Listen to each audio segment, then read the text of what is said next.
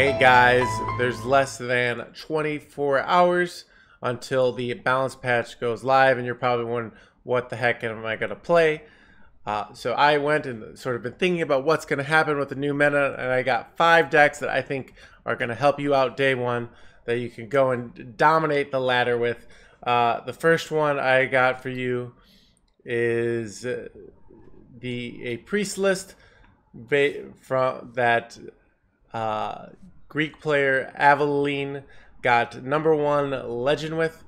Though I have changed one card. She was running an Ooze, and I put in a second Vile Weaver. This is because I think there's going to be less Warrior, less Demon Hunter. I think Ooze will be less valuable. But you're probably wondering, why aren't you featuring your Cube Priest? The problem is right now, I think with the patch, there's going to be so much Priest out there. And the reality is the Cube Priest loses in the mirror. So if Priest is popular, Cube Priest is bad. If Priest is unpopular, Cube Priest is good. And I expect Priest to be popular, so I think you're going to have less success with that. This list is more well-rounded. It's kind of got the best of all worlds. It's got the Imprisoned Vile Fiends that I've been using in my Cube Priests to get the big Apotheosis plays. But it's also got the Thoughtsteal package, and the Fate Weavers, the Shields of Galacrons.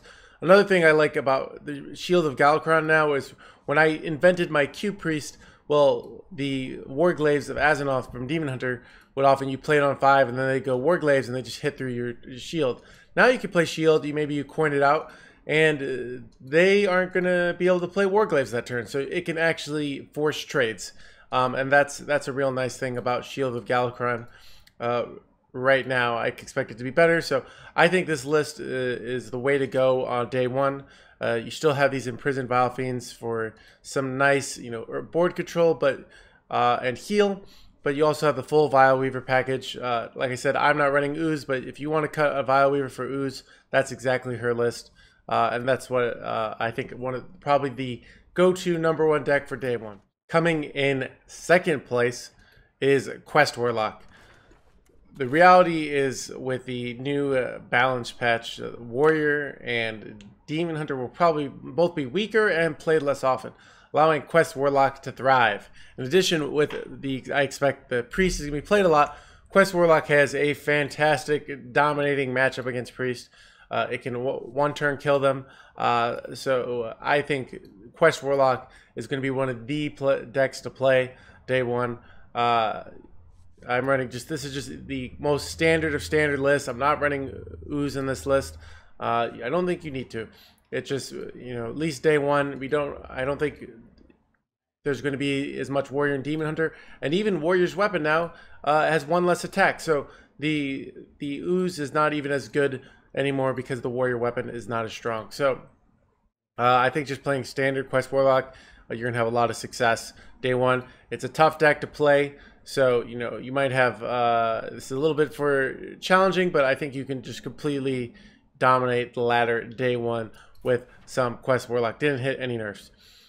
Deck number 3 is a Malygos Druid. And I'm talking about Malygos, not Dragon Druid, not Spell Druid. And this build is very similar to the build I won WSOE with. I've put in a Rising Winds for Wild Growth. But remember, this Fungal Fortunes is going to be 3 mana.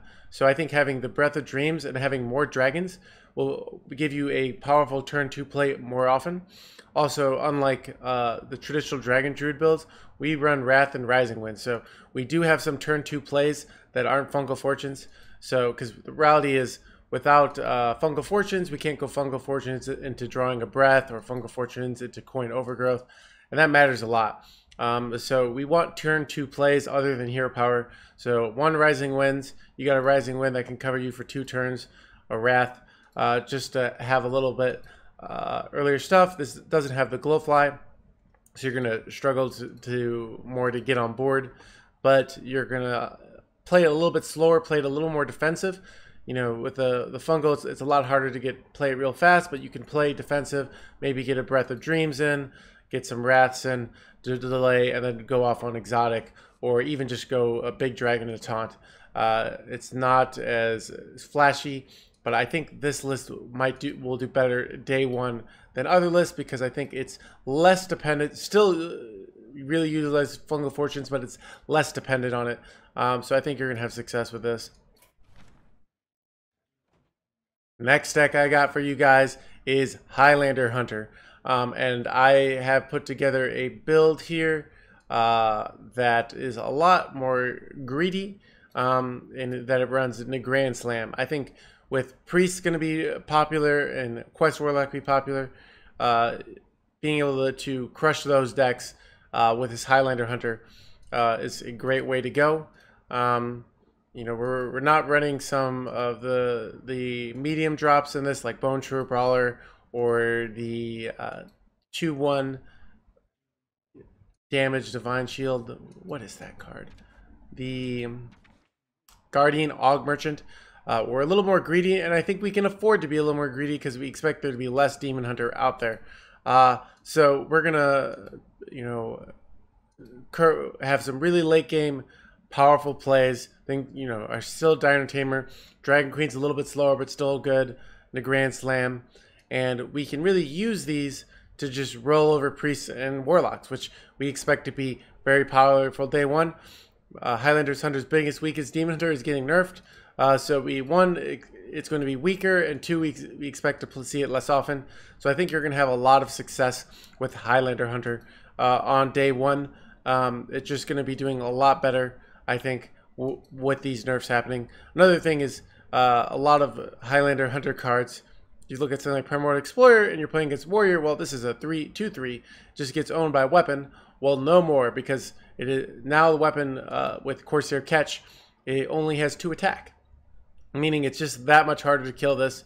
So I think this list is just you're gonna run over Warriors, you're gonna run over Warlocks, you're gonna run over Priests, and you're also not going to face Demon Hunter as much. Demon Hunter, this deck still loses to Demon Hunter, don't get me wrong, despite all the nerfs, just the speed it gets on board. But we expect to see Demon Hunter less, and we will do a little bit better against Demon Hunter with the new nerf. So I think like I said, you're going to have success with this. Give it a shot.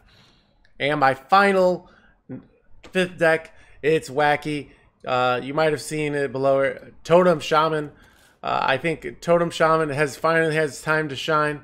The reality is Totem Shaman, while it gets run over by any tempo deck, it can just crush Priests, and it can beat Warlocks, and it can crush Druids. So if the latter is what I expect on day one, to be lots of Priests, Warlocks, and Druids, and you're just getting sick of them and you want to crush them, you could play Rock, Paper, Scissors with Totem Shaman.